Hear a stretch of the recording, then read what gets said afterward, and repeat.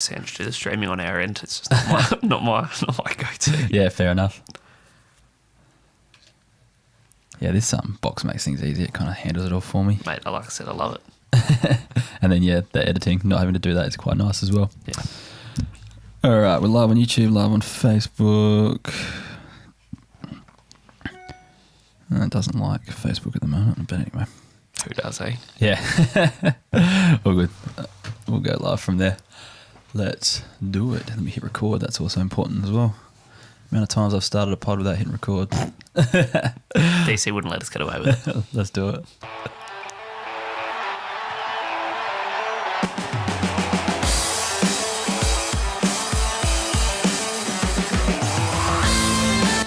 G'day listeners and welcome back to another episode of the Keeper League podcast. We're the AFL fantasy podcast that doesn't talk about the superstars. We only talk about the lesser knowns and the players who will bring value to your draft and Keeper League teams. My name's Heff and today I'm joined by Jake from Hat Chat. How you going, mate? Very well, mate. I always get a laugh when you say that you don't talk about the superstars because you're on here, mate, and you got to give yourself a bit more props, I'd say. I was going to say we do actually sometimes talk about the superstars when it comes down to questions and stuff like that, or do I trade this player and stuff like that. So we do actually slip up here and there. But no, it's very flattering that you'd say that though. Of course. I appreciate having me on again.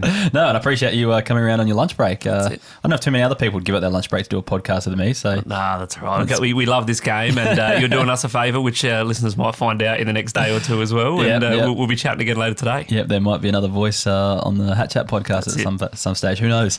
The eventful week of fantasy. How'd your Keeper League teams go? Keeper League teams, a couple of L's this week. They're not doing too well. The main keeper that I'm in, definitely looking forward to the mid-season draft. The boys are in some struggle town, but the new keeper we started this year is looking a little bit better. Copped an L this week against a good side, but they're tracking along nicely for a push for the flag this year. Who was your star in either of your Keeper League teams? I've got Clary and Rowan Marshall. They're probably the big names, but the star handy in terms of what we talk about in this pod, Nick Newman, late in both drafts. I think with round 3 of a redraft in my main keeper has been absolutely on fire this year. So stoked with that pick. Yeah, no, that's a pretty handy one. Yeah, my team finally had a win in the home league. I reckon early on in the pre-season, I won the first 4 games in a row, I think, and then lost 4 in a row. Nice. I beat all bottom 6 sides, and then lost all bottom 6 sides. But I beat K, so that's a top 6 sides, and I beat another one on the weekend. So yeah, finally getting the wheels back on. Happy days. And now I got the bottom 2 sides to finish off, so hopefully I can get a few more wins on my home league's a single season, and I'm 8-0 in that one. Maybe 9-0 actually after the weekend. I think it's the right time to start picking up some injured players from the boys and just padding the squad for finals. Yeah, we actually had our mid-season draft last week. We'll chat about my pick a bit later on in the show when it comes to it. But before we get stuck into it, I just wanted to mention that this show is brought to you by Gameday Squad. Create, coach, and compete in fantasy football. Basically, if you haven't played Gameday Squad before, you open digital packs and get cards to make your team instead of selecting players from a player pool. Different cards have different multipliers, so you can increase your scoring that way, and you get free cards each week just for logging in. The best thing about it, it's a Dynasty platform, so it's really relevant to this podcast because we talk about the future of players. How'd I go in Gameday Squad? I think I only finished 47th for the week. Okay. I'm not sure how many people actually play it, but usually I'm around top 20, so but okay. Bit lower this week, but few stars not pulling their weight. Jack Sinclair, I'm looking in your direction. He might be coming on the podcast in the next couple of years if he keeps this trend going. Back to back B2P worthy scores, that's for sure. But not quite just yet. But anyways, create, coach, and compete in fantasy footy for free with Gameday Squad. Head to gamedaysquad.com.au and join in all the fun. Snowballing each week, lots and lots of new members by the looks. So a lot more interaction online, I think. Fantastic. They did a post of my top 5 cards. I did see it the week, so a few good ones in there. I looked at that and I went, that's not what my side looks like. So we'll have to spend a bit more time. Hey, yeah, that's it. Keep opening those packs, you'll get there. All right, let's get stuck into the most relevant names of the week. We'll start off with we'll go game by game this week just to make things a bit different. Start with the Geelong Richmond game on Friday night. Samson Ryan's the first player, so 72 points. It's kind of flip-flopped the number 1 ruck between him and what's the other guy's name? Miller, that's right. Yeah. It's flip-flopped between them as the number 1 ruck. He was the kind of number 1 ruck. I am not looking at him at all because Nank's just going to come back and overtake them. Is that fair? Yeah, I mean, again, I know we talk mostly keeper league here, but for those that do listen to Hat Chat, they'll know that Samson was on my field for 2 weeks. Oh, I did hear that. I couldn't get Jared Witts off. Yeah. He was a bit disappointing, and now he looks a clear number one ruck out of the Ben Miller pairing. Yeah. Looks great. I'm enjoying watching him play, but Nank, I think 1 to 2 last week means if he's not back this week, it's next week, and he loses all legitimacy. He's not a key forward. The giraffe, if anyone listens to us. So. Yeah, you could see Miller and Ryan go out of the side completely because they don't need to share that load. I know Ryan is handy up forward as well, though, so maybe not. But yeah it's definitely going to drop off any scoring probability. Keeps his spot, but key forwards aren't particularly relevant in any format of the game. Yeah, exactly. Keeping on the ruck theme, Jonathan Segler had 80 points. Do you reckon he's fieldable at the moment? I think he's as a streamer, absolutely. For someone who might be copping their R1 out through injury and you're looking for who's that guy that fills the hole, I think Segler's, from what I can see, in most of mine being mid-season drafts, he's not drafted.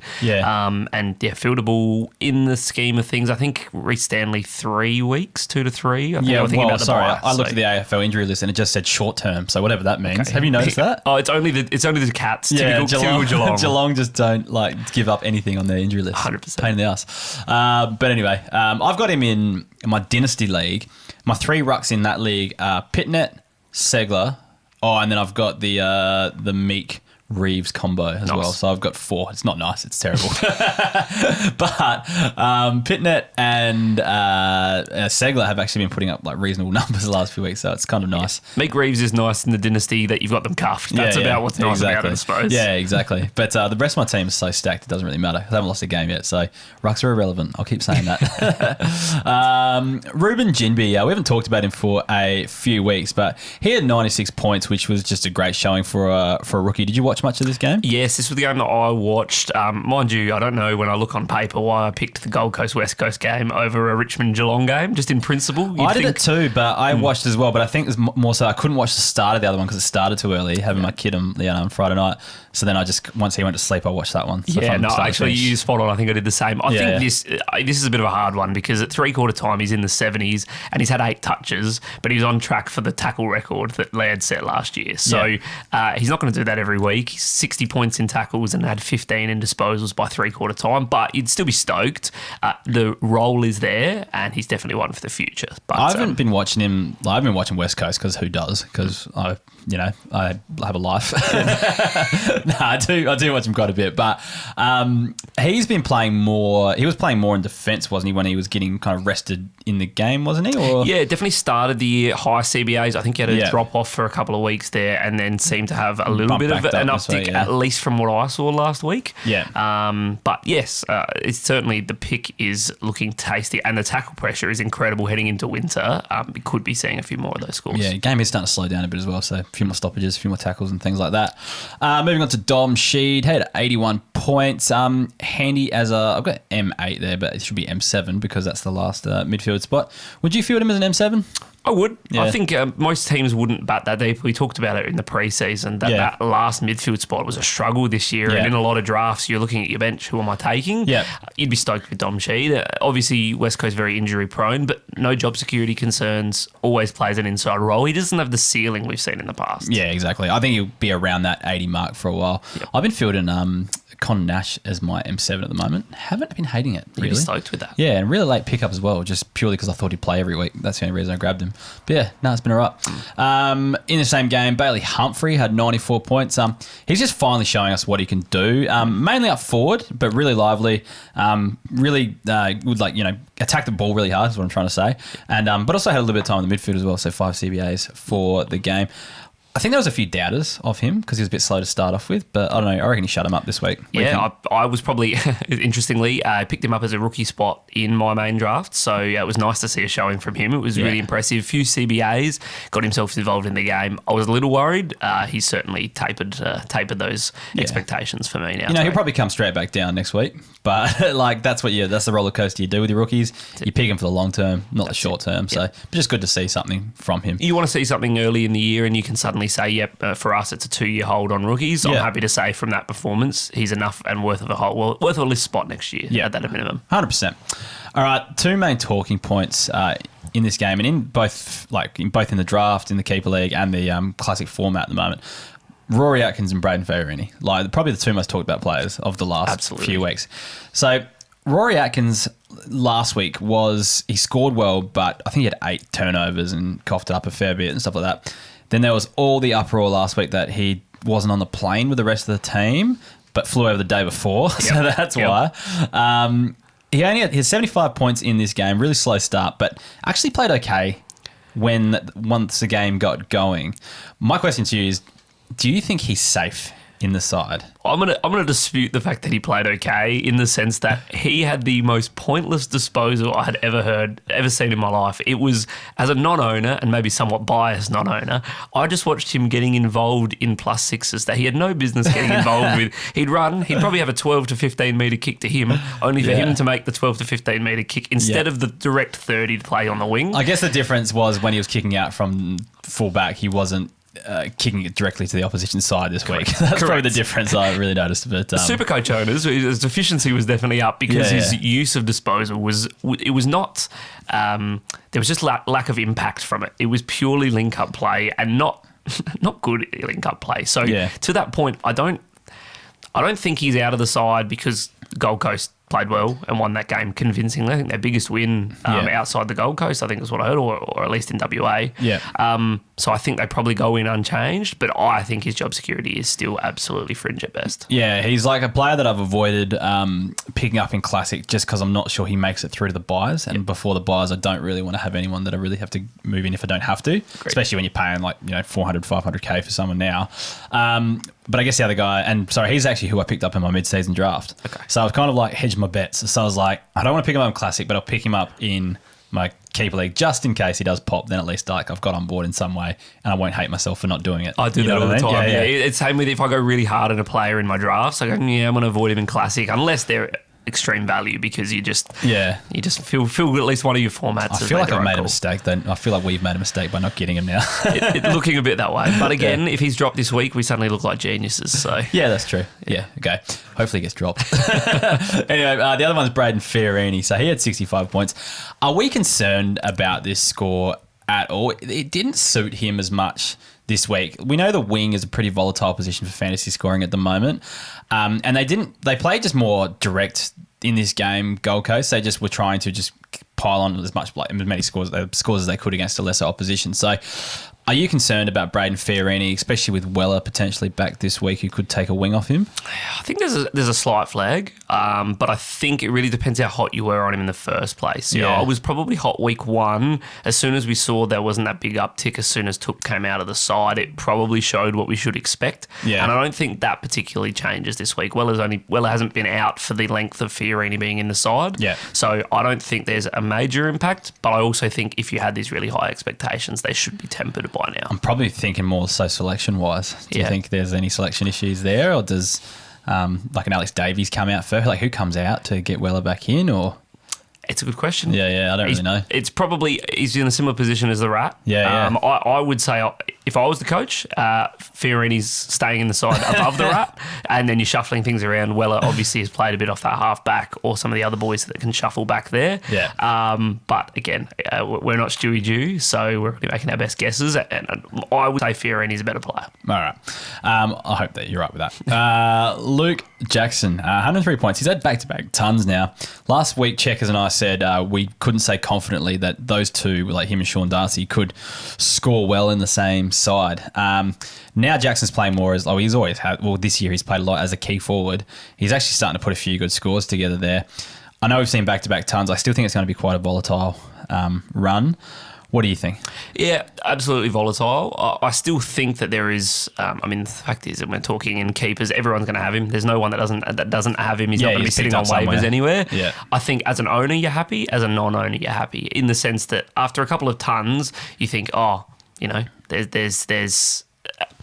Because we don't see that continuing, you probably think, they're going to sit high on them, and you're probably happy that this is not going to happen all year. But as an owner, you're saying, but we have these ceiling games, and you can suddenly get some really good output out of it. So I don't think he's shown any more or less than what we expected this year. It's just going to be some weeks they're going to be 50s depending on the matchup. Others he's going to find his way to tons. So. I agree. It's going to be very much a week-to-week proposition, I think, until he somehow merges into a full-time ruck, but that's a long way away too, because Sean Darcy's not young. He's not old. So, yeah. So I don't know what the go is there. He's continuing the ruck forward status. He'll hold that next year, almost undoubtedly. So as an owner, you're happy in that You're sense. waiting for Sean Darcy to get injured and then pop for a year or something. It'll happen. Neil Erasmus had 73 points, but he was subbed off at 3/4 time. Did you see this game at all? I didn't. I saw the highlights of this game. Okay, cool. Yeah. But Erasmus looked good. Yeah. There's no doubt. I know they were pretty hot in the group chat. Urban, as a Freo man's been hot on him since he was drafted. Yeah. It's great to big see. raps, yeah. Great to see from him. Obviously, slightly overpriced in Classic, so much less relevant. But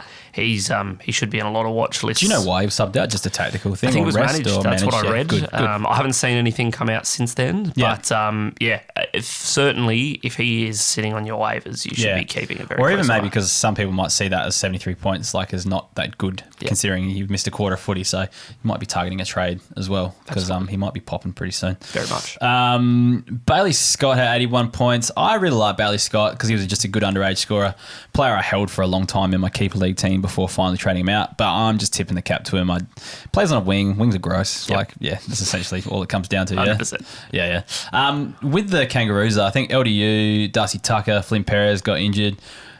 Or who do you see coming in? Do you see Cunnington coming back in for LDU? Do you see maybe Powell or Phillips coming back into the side? I think they're all possibilities. Yeah. The one that I felt was really interesting is not someone who's coming in, but Hugh Greenwood, sub 3 weeks in a row, plays the full game this week for a mid-70s Does he stick guy. around? It's one of those that I think short-term prospects with these injuries, he should be in the side. Yeah. And we know what he can do in the side. Again, we've talked about the way the game's slowing down. We're talking about winter and wet football. Tackle pressure is something that he's known for. He's quite good at that, yes. And he is, again, at least in my league, sitting on the waivers. So a very intriguing prospect. I think Cunnington should come back in. It's the logical choice. Yep. Powell and Phillips both there as well. It really just depends where Clarko wants to push this season. He's going to blood the youth. There's no doubt. Yeah, he's going to have to from going forward, surely. But yeah. Anyway, what's next on the list? Miles Bergman. He was on the halfback just everywhere early on in the game. Essentially, a lot of people thought he was going to be that Carl Amon replacement. We started on the wing, but kind of got shifted into defence. I like him a lot more there. Don't you think? He looks really good. I have a particular disappointment here. Had to field Miller Bergman this week. No. Looked about 14 minutes into the game and saw M. Bergman on 28 points, and I was stoked. Suddenly realised that Miles is playing in the same game. So a bit of a shame. So a -3 from me for Miles purely because of the sharing of the name. But certainly looking good. And Porter using him, considering his youth and his minimal games played, they are using and looking to use him as a really strong outlet. Yeah, it was baffling. Like, I guess we did see him as a winger and we had our wings covered last year. It was baffling we didn't use him sooner. But yeah, as a halfback flanker, the one thing I noticed in the preseason really was how good his hands have gotten. He's got these huge guns on him. Like, I think we talk about him every week, but just really strong arms, like in terms of marking contests, can take an intercept grab, but can also kind of, you can kind of back him in for a contested grab if it comes to it as well. Yep. So yeah, like, he takes a mark, he rebounds really well. I think he's going to be a gun. So I think he might even be, I'm not going to say he's a gun, but I think he's definitely on track to be there from what we've seen these last 4 or 5 weeks. He might be on the 2G4P radar one day. Who knows? A lot of people whinging about Ollie Wines recently. Had 97 points. A lot of points came late when the game was done and dusted. What's your take on Ollie Wines? I've given my thoughts last week. What do you think is going on with him? Honestly, it's a really weird one. You see a Brownlow medal and suddenly you expect these heights. And I think he had such a good season that everyone is sitting there remembering that. Yeah. I don't actually think he's playing as bad football as people are saying he is. I just think they've seen this peak season and they're just keeping those expectations high. Port were to be fair, Port have been very good this year, at least in the last few weeks, but Port were a much better side in 2021 prelim final. Yeah. And I think people have to remember that when they're looking at Ollie Wines' expectations. Did you say 2021 prelim final just to rub that in? Something like Dogs that. versus Port Adelaide game? I'm glad you remember. Yeah, I'm never going to forget that, even though I walked out at halftime. But anyway, look, I don't know. I think Ollie Wines, like, people often forget that he's traditionally been a low time on ground player. And it's just out of necessity we've had to use him more through those years. Now we've got kids that can just play in the midfield and we can just go back to using him sparingly and just let him play his role. especially given his slow start to the year. But if you're a Port fan, I know who I'd be wanting in my midfield. Yeah, exactly. And it's these 22, 23-year-olds that are clearly the future of the club and that are absolutely holding their own against the best midfields in the comp. Yeah, absolutely. Seamus Mitchell, 95. Tell me about his game. I think you watched this one. Look, watch this one, and he just was involved, like the link-up play, and I guess in this particular game, the Hawks were slowing the game down a lot more, so there was a lot more link-up play. But I think if you look at James Sicily and Seamus Mitchell's statistics, they were both very similar. I think they both had 27 touches. Seamus Mitchell, 20 of which were uncontested, which, again, for that position, you're not particularly surprised by. But that just showed how much they're willing to use the ball through him. They're looking for him, really. Yeah. I think we talked 2 or 3 weeks ago, is he fringe? What was it going to look like with holding a Scrimshaw out? But right now, they clearly are throwing it to him. Interesting this week, news came out today, Sam Mitchell tested positive for COVID. So a lot of flag for Hawthorn players in general this week. But for someone like a Seamus Mitchell who's 5 games into his career, you're not looking at this week, you're looking at the future, and he's certainly taken the liking, if only because Sam Mitchell likes seeing S. Mitchell on the team sheet. Which reminds me of the glory days. That's it. Keeping on Hawthorn players, Lloyd Meek, 84 points. Just wanted to flag this because when Hawthorn play one ruck, you need to get on board that ruck, I think. We saw it a few weeks ago when Meek was out. Reeves went big, then Reeves got injured, then Meek went big again. So, just keep an eye on that. If they only play one of them and you've got Meek on your bench or he's on a waiver wire and you need a ruck, he could be an option there. There's very few single ruck combos that aren't at least a value in this aspect of the game. Correct. Yeah, the ones that ruck in tandem are the ones you got to avoid. Joe Daniher, 118 points. I think he kicked 6 in the end. He's averaging 80 at the moment. I don't like key forwards in the game, but given his goal-kicking ability, the fact that Brisbane just dominated the Gabatoir, and that he goes into the ruck quite a bit as well. It's one of the few ruck-forward combos where it actually helps his scoring. I think a lot of the time people think ruck forwards and they go, this is going to really improve his scoring, but it just doesn't add enough to their game or it tires them out or something like that. It just doesn't really help them out too much. Daniher always seems to make it work anyway, given that he's more of that athletic type. Yeah. I think as well. What are your thoughts? I think it's a hard one. We always have the same opinion of key forwards, and Joe Daniher doesn't do enough to buck that trend for me. When the team's flying, they're going to be scoring a lot of points. The thing for Brisbane is they've hit the form, hit their straps, and we expect them to be a top 4 side. So they are going to bully teams this year. Yeah. And he's going to kick bags. I think we've seen it from Charlie Cameron the last 4 or 5 weeks. He's been kicking bags and averaging mid-80s, I think maybe even 90s over the last 5, which you just don't expect for same way as a small forward. So you can look at it in teams that are doing well. Joe Daniher may be a slight exception to the rule, but certainly not enough so that I'm suddenly going to overhype him. It's kind of off topic, but I've got this theory that Joe Daniher and Charlie Cameron don't like each other. If you watch their body language on field, like the only interactions they have is when they're like yelling at each other, like you should have hit me up on this lead, or should have hit me up there. And when one kicks a goal, they never seem to get around the high fives. I mean, you say that. Watch closely. I've got a feeling they have a bit of beef over the goals. Do you think they both just want to be the number one forward? They want to lead the goal kicking, and they feel there's a bit too much ego there. Yeah, I reckon there's a few. Yeah, just watch it closely. I've got a theory that they just don't like each other. I'm going to keep a close eye on that. Kadeem Coleman, 84 points. Is this a turning point for him in what's been a pretty disappointing season? We should flag that Rich is out. Rich is probably 1 or 2 weeks away from coming back. We saw him last year, though, score fine with everyone, with probably more competition for spots last year.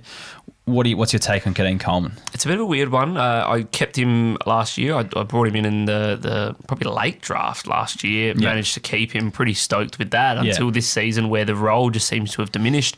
I can't quite put my finger on it because it's not an obvious personnel change. Obviously, there has been for Brisbane, but not in the back 6. The back 6 has stayed relatively steady. I mean, you've got McKenna and you've got the Wilmots and the like. Yeah. Rich is obviously getting close enough to retirement that if you feel like Rich is the flag, that shouldn't affect your keeper league side. You should still be backing Coleman in. Yeah. But I think he's just taken a while to get into this season. His form has been nowhere near, and there was certainly less disposal efficiency. Didn't he do a hamstring last week, and now he's back this week? I didn't even see that he done a hamstring. He came off, I reckon. He even subbed out last week. And then I expect him to miss, and he played this week, no worries. So, yeah. I agree that if your keeper league is your bag, which is what this podcast is all about, he's one for the future because he's probably one of the best distributor after probably Rich back there. So you can see him being the kind of go-to guy back there for your kick-ins or just your bailout kicks in the future. So last week, I think Dossie came on a few weeks ago, and he was, I think I brought up the fact that he said a few weeks ago, pick up Coleman now for the future. But then when I put it to him, he's like, nah, I've taken that back. Don't pick up comedy sucks. Or something like that. But now he's actually put up a reasonable score. So, yeah, anyway. But yeah, he could be, they definitely want a target going forward. Moving on to some Bombers players now. Will Setterfield, he had the 98 points. Now, what are your thoughts? Do you think this was only because Parrish was out, or is he back? Because in kind of tandem to this, Ben Hobbs had 98 points and he was everywhere, but he didn't have a single CBA. So does this mean like they don't have to play Hobbs in the middle? He can just start on that half forward rank and join in like after the bounce, or what do you think? It is so unique. I was at the A-League semi-final, so I missed the game. But when I saw the scores, I went, yep, Hobbs has had CBAs. Setterfield's got his share back whilst Parrish is out. And then I've had a look in the details and I think Setterfield still went third in CBAs and Hobbs without a single one. So that was completely in contrast to what I expected just to see. Just started on the half forward and then just follow the ball around after that. Like, he looks good. I mean, Hobbs is obviously, as one to talk about, is certainly intriguing. I don't think Setterfield's back in terms of a long-term play. I think we've seen what we've seen from him. Very intriguing to see if he finds his way to defender or forward status, depending how they use him. I've seen him get thrown behind the ball. I've seen him starting at a half forward looking flank. At his starting positions, because I've been at the Port game last week, just it's easy to see where they start. On the wing, basically, like every centre bounce. So this week back in the midfield. So I don't know if we're going to see a DPP just yet because it's very much starting position. But you're right, he's drifting deeper into forward and back territory. That's for sure. But I think it's the other thing as well. Dylan Steele limped off the game as well. So there might be another midfield out for competition for Setterfield anyway. But Ben Hobbs just really encouraging to see him score 98 points without having a single centre bounce. Like, doesn't need him to get there because he still plays the same role. That's it. Regardless, it's just the actual centre bounce attendance, which I know Jaden Topowski talks about. He doesn't find that as a particularly useful stat. I don't entirely agree, but there's certainly players that show why the statistics shouldn't be used in its own. It's just a cheats way of looking at who's playing in the midfield. That's the way I look at it. Of course, that's right. And midfielders score more points. Like, it doesn't mean anything. Like, it doesn't mean guaranteed points. It just means like it's easy to just a way to see it. 100%. And I think Steele, in that note, had the second highest CBAs on the weekend. So realistically, that only gives more opportunity for Setterfield and Hobbs over the next couple of weeks. Yeah. While I think Parrish initially was a late kind of out, unexpected, and then I've read a month. Yeah. So we've got a few weeks. Oh, Parrish is a wet month, is it? That's what I read that twice today. Okay, I haven't read anything today. Don't quote me, but... Good, cool. Good, I'm a Setterfield owner, so yeah. Keeping on the Bombers, Archie Perkins had 77 points. Just a gun that I think is quite serviceable and probably won't hit the heights until he becomes a full-time midfielder, if that does happen, but... Yeah, just a guy to keep your eye on, I think, and worth targeting your keeper leagues. Cheap enough, as I said to you, I kind of got him in a deal for steak knives at the start of the year and was pretty stoked with that. He's got a long career ahead of him, and even with, in a Cozzy Pickett mould, even with some games with a handful of CBAs, it just is enough to bump his score above similar players that you'd be finding in your drafts. For sure. Just going to shut those fucking dogs up. Wait 2 seconds. You're Sorry, right. screamers. Just throw some water at you.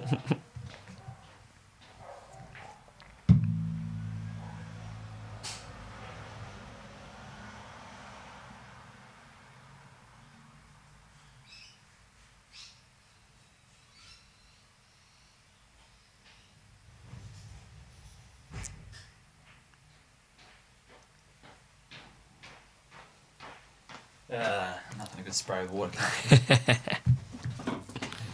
can't. I'm quite responsive to that. Sorry, people on the stream, or 0 people there. Might get you a bit more central for the clips. Can I just get shut up? Of course, mate. Do I just half close it? It gets pretty hot in here otherwise. No worries. Alright, let's get back into it.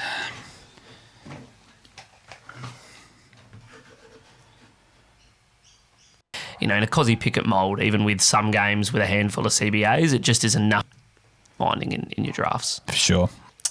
Matthew Kennedy, out of the subvest this week, 95 points. Is he back?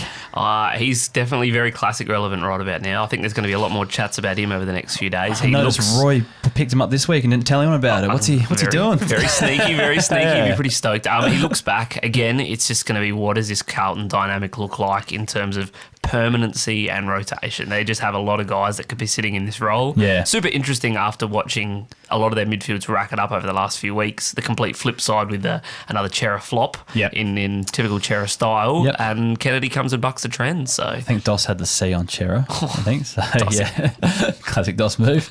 Left field, the only one burnt.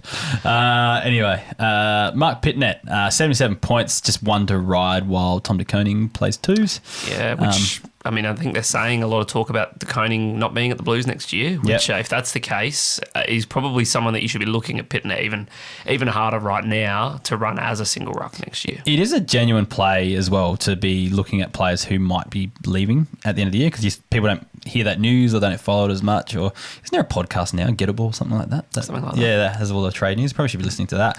But yeah, looking ahead and to see where people are going to get opportunity the following year. It's a genuine play for fantasy. So yeah, if that's something that might be happening, keep your ear to the ground and get on board that. All right, we'll talk about some dogs, your boys. Bailey Williams, 108 points.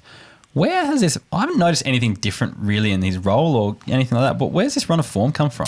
Good question, mate. I think it's like 88 in the last 5 or something like that. We talked about this last year. He kind of jumped into a more wing-friendly role and just pushed higher up the ground, and we saw it in a short period last year where he talked about him a fair bit, and we said, does he become relevant? Is he not? And then it's almost just as quick as it came on, it completely dissipated. I do remember that, yeah. So I'm kind of feeling this might happen again, although he's in two keepers and a single season of mine, so I'm stoked with it. Yeah. But I don't have a genuine reason to say why this is happening or if he's going to be keeping it up, to be quite honest. Yeah, I don't know. Just that the roll on the wing's nice. He pushes forward and kicks goals from time to time.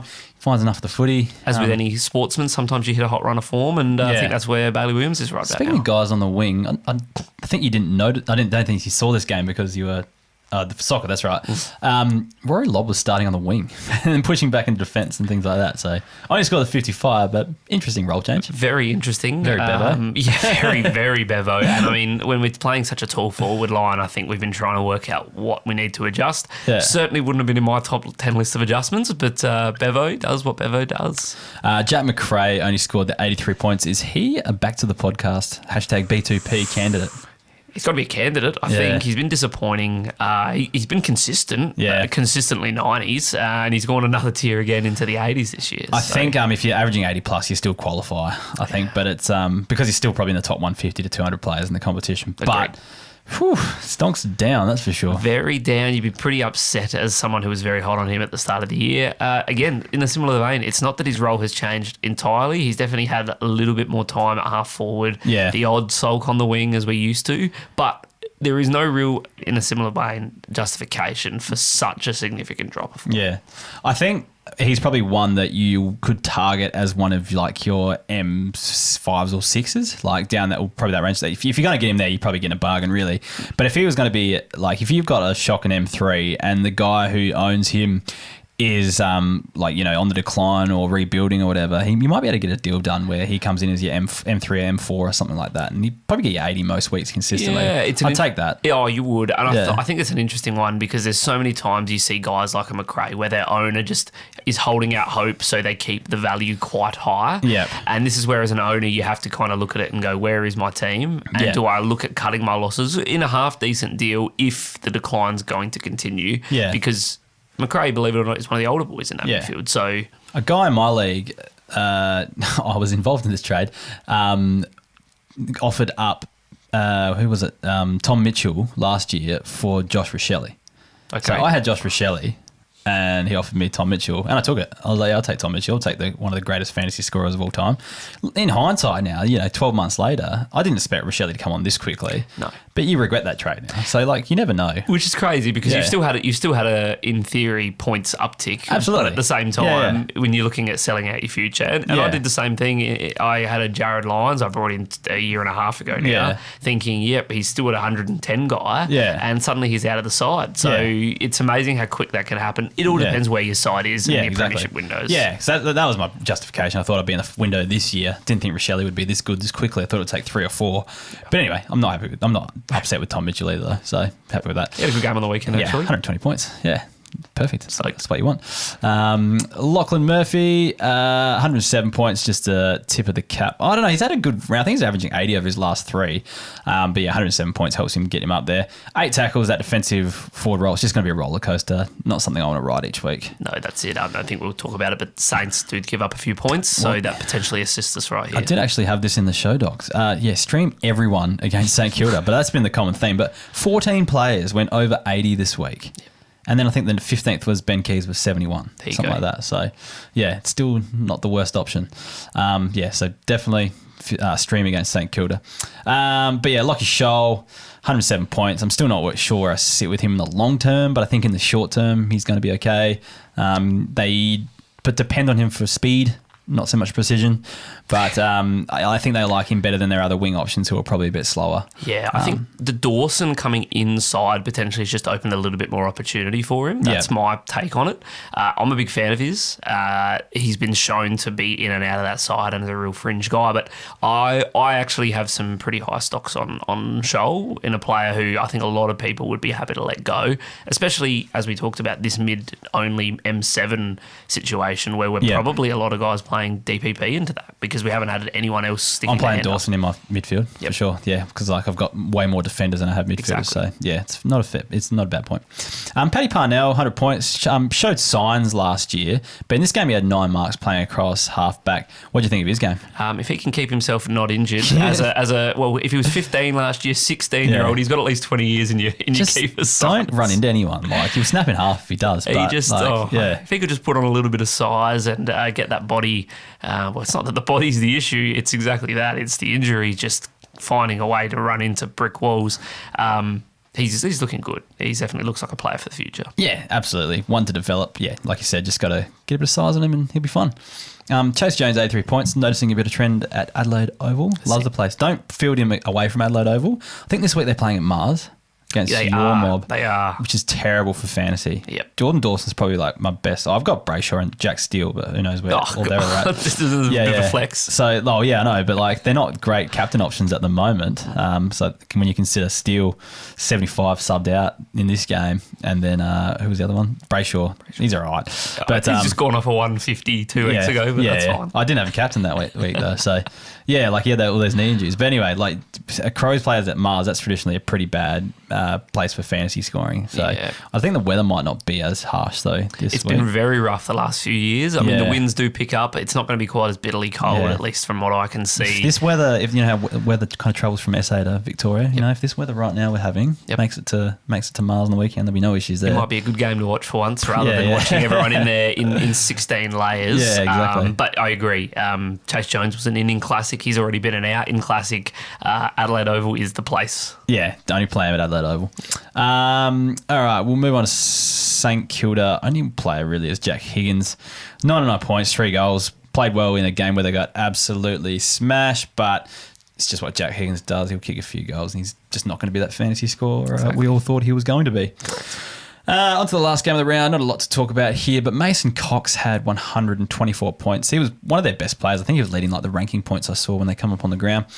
He just took over that ruck role this week with every other half serviceable ruckman injured for the Pies, and even Ash Johnson. Like we know he's been kind of pinch hitting because he can just jump really high, but he went into the ruck a bit, which allowed Cox to go forward and kick a few goals. So and Ash Johnson scored 70 as well, which is pretty serviceable for a forward as well. The big issue is Darcy Cameron is available next week, so he comes straight back in and just kills Mason Cox. Don't you think? Well, it's interesting. We've seen a couple of games where Mason Cox has still put up a score with Darcy Cameron in the side. Yeah, certainly true. not a 124, which we saw this week. Yeah, I mean more so, If Mason Cox was going to be rucking solo for the next 3-4 weeks, you'd kind of be expecting some big scores. But I must admit, just purely on just watching the game, it was his best game I've ever seen him play. There was no doubt. Or even better than the prelim where he won it off his own boot. Yeah, I don't know. I still think that he...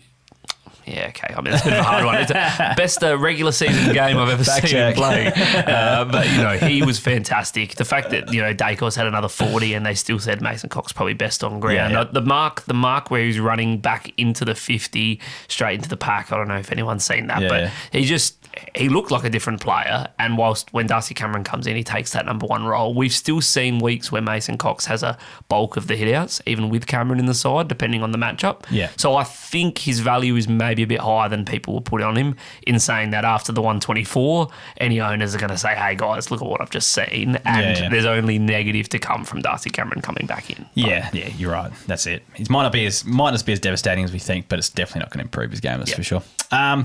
And Lockie Ash with the big 123 points, 123. He's already too good for the podcast. We gave it after he got, I think, 380s in a row or something like that a few weeks ago. But I think this game just confirmed that he's really arrived this season. And guess who he plays this weekend? Who does he play this week, mate? The Saints. St Kilda. So that'd be a 150 surely for him. I don't know. Hopefully he continues that run of form going. But yeah, he's doing pretty well. Before we move on to the listener questions and the hot topics that have been brought up by our members this week, why don't you jump on board, become a member, and support the show financially. Basically, we can't do this each week without financial support from the members. So thanks to those who have signed up, and we'll read some gold members' names out in a second. But if you do sign up, you'll get our CBA numbers, kick-in numbers, State League fantasy scores, and access to the Breakout Tracker, which is everyone's favourite resource.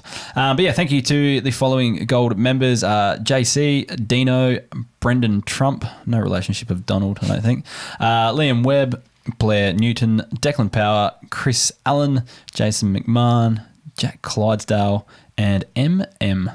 So thank you to those members there.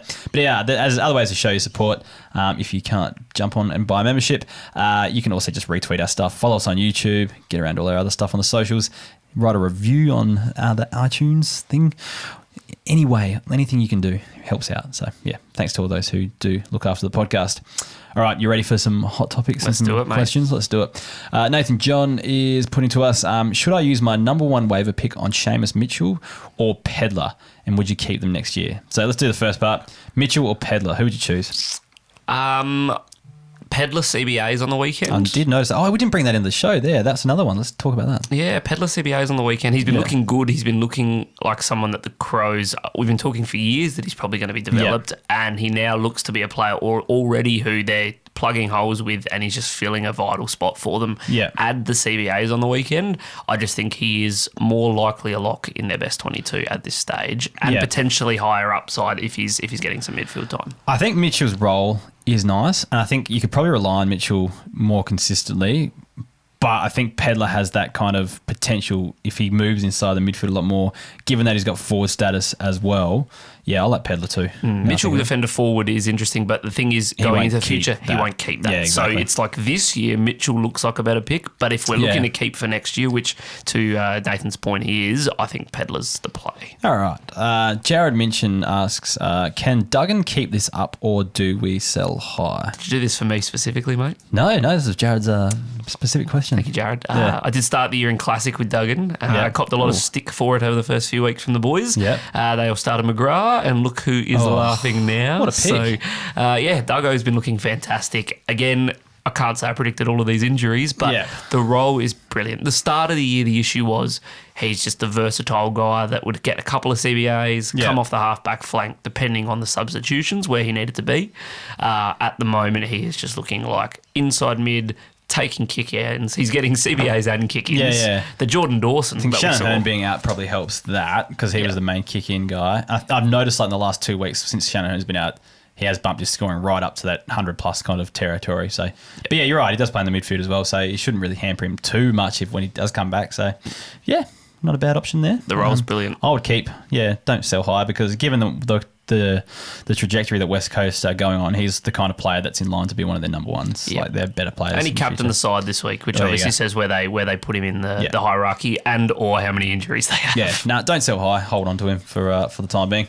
Matthew Wright's asking, is Ryan Angwin going to make it? He's played 4 games. It's pretty hard to ask. I was saying make it as a footballer? What are we in the side next week? Honestly, I haven't seen enough of him to really comment, to be honest. But like, I would give him more time. It's just I think every fantasy score has been pretty putrid. But he plays that outside role that isn't super great for fantasy at the moment. Yeah, so. Brilliant last quarter this week. Yeah. Again, game was dead, but nonetheless actually showed something, although his kick for goal is awful. He looks terrible. Once he's inside 50, he looked up, he tried to pass the ball off. Next time, I think he kicked one across the face, but he definitely looked a much better player. Obviously had a knock the week before as well. That's right, the ankle, wasn't it? And came off, and he managed to get back up in the side. It would have been easy, I would have thought, for Kingsley to say, well, you had had a knock last week and you weren't playing too well, so we're gonna give you a rest. Yeah. The fact that he's straight back in gives me confidence enough in him.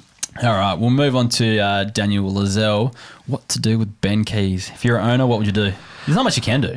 I'm an owner. Yeah, well, what are you going to do? I hate it. Yeah. I hate it. There is not much you can do. I own him in 1-2, and yeah, there's not much you can do. It's frustrating because I've got him and Berry in my main keeper, and in my head I'm like, drop Keys, bring Berry back in, and I think that's a better result for us. So the play would have been like to trade him in the off season. My thinking was, I thought personally he was going to get pushed out of the midfield, but I thought there'd be enough to get forward status, but I thought there'd be an injury or something at some stage, or they'd just need his work rate in there at some stage, that he'd go back in there and be Ben Keys of old. Yeah. But Crows are just performing too well. I think it's just I didn't see the Crows being as good as they are. He's not quite squeezing into your screen, mate. He's just. I'm just looking at him over your shoulder, but yeah, it's a bit of a shame. And I think he just doesn't look like he's fitting the way that the squad wants to moving forward. So I am genuinely concerned. That forward status certainly helps. Yeah, definitely. But he's certainly not the guy that you would have expected him to be. He's like legit my forward streamer. That's where he's at. Like F5, loophole if I can, stream. Like I brought him on to cover. Someone else had a 61. I was like, I'm pretty sure Ben Keys will get over 61 this week. Got 71, so yeah. Pretty sure it might be a bit of a stretch these days. Yeah, but I guess St Kilda, I didn't mind it. That's true. That's true. What's Ben Farley is asking, what is Jack Steele's value? A guy in my league on the decline offered him for Horn Francis or Holmes. I'm considering Holmes, but I'm a big fan of Steele, I'm assuming he means. Won the last 2 years and now fourth in between contending and rebuild. Would you give up Steele now for a Horn Francis or a Holmes? That's a big one. I wouldn't. What's Steele, like 27, 28? Yeah. It depends. Like if you think in the next 3-4 years you're no chance at contending again, then make the play. Go the Horn Francis or the Holmes. But I don't see Holmes being like a huge. Maybe no. He's been okay. What did he score on the weekend with Dangerfield out Holmes? I couldn't do it with JHF. Let's just say that. I just think that is just something that you couldn't do. I think there's still a lot to see from Holmes. Yeah. And I think JHF will keep that mid-forward status too, which is super valuable moving in the future. He's played enough in I the wouldn't do it. I wouldn't do it. Like, I don't know. I know these are the type of players that will kind of propel you back up though if you do it. But Holmes with a 69 on the weekend without Dangerfield. I think I could do it for Holmes just because I'm not sure I'm as hot on what that future looks like and that role. Yeah. We know that it will come eventually, but there's enough time there where Steele could be your number one guy, number two guy for the next 2-3 years before Holmes gets there. Steele's been unlucky as well, like with that collarbone. Then came back and I think it was eased back in the CBA. Still scored like a 70, an 80 or something like that. I think it was even with like playing a whole half out of the midfield and up forward, and then popped the next week, and then a couple stinker weeks, but one was injury affected, or knock affected. So, yeah, he's just been unlucky still. I would be patient and hold on, just given the caliber. Like, he's a top 5 player when he's up and running. It all depends as well on your kind of keeper league philosophy. Yeah. So with me, in my head, I just can't see myself going, this is what I'm going to be in 3 years in the future. Because I'm like, how much happens between now and then? Exactly. I'm that both with as well. Players as well as with life. Yeah. So I'm like, I want to be somewhat contending, or at least in a... Yeah. I never want to do a full rebuild. I'll find a way to find myself contending at least in the next 12 to 18 months. And I think Steele is good enough in that next 3 years, as long as he can get his body right, that there's no doubt that he's improving your side over that time period. So for Holmes, I would. Probably not for JHF though. I'll be holding Steele. Taylor Q asks, patterns and trends are developing with teams. Now, these are just a few things I've noticed just looking at some scores for and against over the last 3 weeks. St Kilda just giving up bulk points. We've mentioned that. Rucks against GWS, whilst Matt Flynn is playing, are going bonkers as well. So, that's another one. So, we see Mason Cox this week, obviously, went huge against him. Then Tim English the week before, the 150. They're just going huge against him. Matt Flynn's not playing terribly, but I don't know, he's not negating the opposition ruckman. I think it's the around the ground that's really killing. I just don't think he quite has the tank to keep up with those boys. Yeah. I mean, with Priest coming back in the next few weeks as well, it's something to consider for Flynn owners. If you haven't got him handcuffed already, maybe try to make that play to get a Priest in, because he could be replacing him pretty soon. Rucks against Port Adelaide as well. Like, again, Port Adelaide are performing fine. It's just that they're playing Teakle and they're playing Finlayson, and they just don't care about winning hitouts. They're just playing the next kind of athletic ruckman to try to beat him around the ground. So, yeah, and it's working for him. So I don't see that changing anytime soon as much as the Lycett owners want him back. Didn't check up on Lycett's score in the sample on the weekend, but he returned from injury there as well. But, yeah, he's going to take a lot for Lycett to get back in. Key forwards against Essendon and West Coast over the last 3 weeks as well. They're scoring pretty well. So if you've got key forwards playing against those teams. And midfielders against Collingwood and Hawthorn are scoring pretty well at the moment as well. Midfielders against Collingwood's been the interesting one because it's not something that we're typically expecting. Yeah, with the way they play, for sure. And it's a hard one because if you look at this weekend, Tom Green probably disappointed for a lot of owners. He played forward. He was at the full forward for the last 12 minutes of the game, which I don't know if the game was dead, they're just trying to rest him, he's been a bit sore, or what the thought process was. But I think the other midfielders around him went pretty well. That's what I was going to say. The thing, Just if people look at it, they go, did they really? There's definitely reasons for the guys that Cogs and Crean as an owner in both in Classic were both forward for the whole last quarter, and it was a struggle to watch. And again, this is a 3-week sample size as well. So, they're just a few scoring trends I've noticed over the last few weeks, or my spreadsheet has noticed over the last few weeks anyway. At Richie96, being offered Butters for Baz. Prefer Baz, but is it something I should consider? I don't think so. Not for mine. Yeah, neither. I to be honest, I don't think there's going to be too much between them, like in footy sense for the next 10 years, to be honest. Baz is more likely to get that. At the moment, he's going to get bevoed into a forward status, but it's just, unless it's significant, I just don't think it's worth trading. I think Baz is probably slightly going to be ahead, maybe 5-10 points ahead. But again, unless you're kind of winning by big margin, there's no point doing a trade like that, given the age profile and stuff. If someone's super hot on him and you can find your way to get yourself something extra, like an extra pick or something like that, extra pick, I kind of don't mind it. But a straight swap, you'd be pretty stoked to be on the bad side of the deal. Nathan Byrne wants to know what to do with Aaron. What do Aaron Hall owners do at this point? Is he tradable? Is he even a hold? What do you think you'll be able to get from him? He might be one that comes in this week with all those injuries. Yes, which is a flag in itself. I don't think you can move him on, depending how deep your squads are. You're not going to get his value's worth. No. And I think is he even a hold? Yes, he's a hold, as long as your side's deep enough, which most keepers are. The fact is when he plays, you're going to field him. He's the type of player that's going to come and play the last 4 or 5 games of the season as his farewell tour, probably, and just absolutely rip it to shreds. So if you're in contention for a flag, and if you can give up, say, a first-year rookie or something like that won't be good in your side for 3 years, and you can just pick up another one next year type thing, he might be a play if you could get him that level cheap. Say if you've got, just a young rookie that's not playing at the moment, Hewitt from West Coast, for example, or something like that that's pretty highly touted. That isn't going to help you this year, but you're in the contention, he might help. So, who knows? But, one to think about. Also knows Adam Cherry the real deal, 130 in 3 of his last 4, but then drops his worst score of the season so far, 62. Carlton midfield's so deep, it's hard to predict. I think that's the issue. And I think if you look at Carlton's midfield scores over those weeks, that's the interesting part. So Carlton's midfield performed very well the previous 2 weeks, and you saw a bunch of guys over 120, 130, I think 4 or 5 players with 30-plus disposals. Yeah. They're not going to do that every week, and that showed this week with Cherry's score. So the fact is he's hot when Carlton's hot, and when that midfield play that slower chip mark, high disposal game, that's when he's going to score well. So he's not a 130 guy. I think he's a 90 to 100. Inflated, it was very inflated. Yeah, so probably not the real deal in that respect. Got offered this is Arnhem Milky, got offered Lockie, Weller and Zach Bailey for Johannesson in redraft. Should I take it? Getting Weller means I don't have to field Luke McDonald.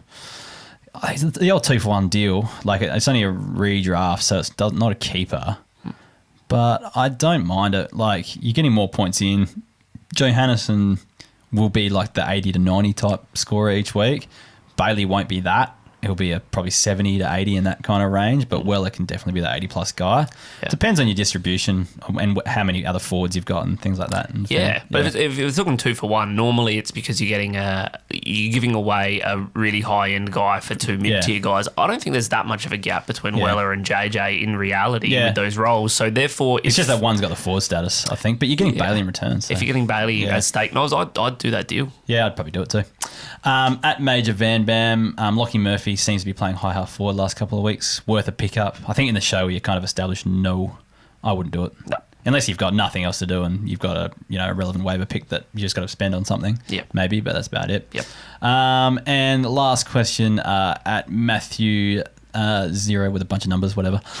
Salem, Witherden or Duggan off the waivers? I'm going Duggan. I mean, I'm going to biasly say Duggan. Witherden also looking very good, but we know what that looks like with Ahern back in the side. Yes. Duggan's role will stay more consistent. I think regardless. The coach actually likes Duggan as well. That's probably that too. Anyways, that will wrap it up for this week. Thank you so much, Jake, for giving up your lunch break and coming on the show. Hat Chat, where can we find you? Give it a plug. Simple as that, mate. At Hat Chat on all of the socials. At Hat Chat AFL, I should say, on all of the socials. How'd you get that handle? Oh my God, I was going to say that would have been nice. That would have been sitting there. So yeah, at Hat Chat AFL on the socials. You find us mostly on Twitter, but of course the pod is on Spotify and Apple or wherever you find your podcasts. And of course, if you guys like the sound of Heff's voice, which I'm sure you do, you'll find him on this week. For those listening early, we'll get the inside goss, and we're doing a bit of a, I don't know, what do you want to call it? Like a swap over? Yeah, what do you call them? I don't know. Yeah. I'm sure there's a word for it. Yeah, there is something. But a split bill? No, I don't know. Something like that. But a trade, transfer? That's it. I don't know. Exchange. That's what we need. There we go. Yeah. You'll hear about my classic team. I haven't talked... I guess I talk about it a little bit, but I haven't really talked too much about my... Actually, no, I have. Every time Dossie's on, I tell him about my rankings, so maybe I have a bit too much. But you can see what my ranking is currently on the show, so I don't post it on the Twitter. That's the thing. We had to get a better podcast, better coach on the podcast this week. I almost top scored, which for those that do follow us know what my classic skills are like. So Heff's coming on to be our classic coach for the week. Isn't always the way, but things are going well this year. Anyway, get around Keeper League Pod on Facebook, Instagram, Twitter, YouTube, and TikTok. Also get around our sponsors, Gameday Squad as well. So make sure you're grabbing some packs and opening those, and also check out my live stream on Wednesday nights where I'll be opening packs and giving away free cards on that too. Free packs on that, sorry. I need them, mate. I need them. Jump on the stream. Anyways, and if you want to support the show, please become a member. Anyways, thanks for listening. Thank you once again, Jack, and we will talk to you soon. Cheers, mate. See ya.